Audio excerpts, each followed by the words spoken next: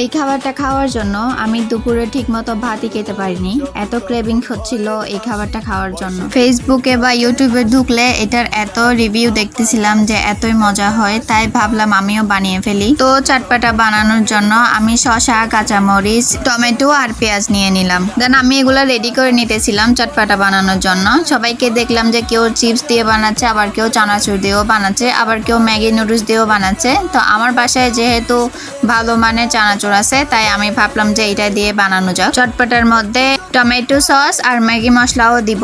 এটা খাওয়ার জন্য আমি দুপুরে ঠিক মতো ভাতও খেতে পারি নাই, এত ক্রেভিংস হচ্ছিল খাওয়ার জন্য। তো আমি না খেয়ে শুয়ে পড়ছিলাম, পরে অনেক খিদা লাগছিল, অনেক খেতে ইচ্ছে করছিল। দেন আমি আবার উঠে এগুলো প্রসেসিং করতে লেগে গেলাম। দেন এগুলা যখন খাচ্ছিলাম তখন প্রায় 3টা বাজে। দেন আস্তে আস্তে সবকিছু মিশিয়ে আমি এটা বানিয়ে নিলাম। এটা যখন আমি মিক্স করতেছিলাম তখন এত সুন্দর একটা ঘ্রাণ আসতেছিল, এত ভালো লাগতেছিল ঘ্রাণটা। আমি এটাতে কাসুন্দিও দিয়েছিলাম, তাই আর লেবু দেয়নি, যেহেতু কাসুন্দি একটু টক টক, তাই আর লেবু দেওয়ার দরকার পড়েনি। তো আজকে এই পর্যন্তই। আল্লাহ হাফেজ সবাইকে।